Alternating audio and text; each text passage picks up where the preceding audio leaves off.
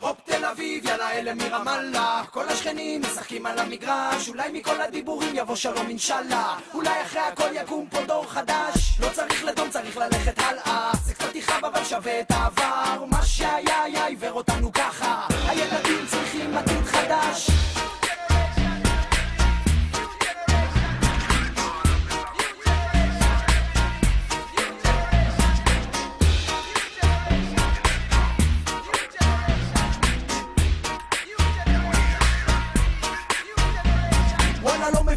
שיושבים למעלה, וגם לא את אלה שמבדילים בין אלוהים לאללה. יאללה, מה קרה? אתם לא רואים מה קורה פה מסביב? עכשיו זה זמן של כל ילדי רמאללה תל אביב, לא לקחת חלק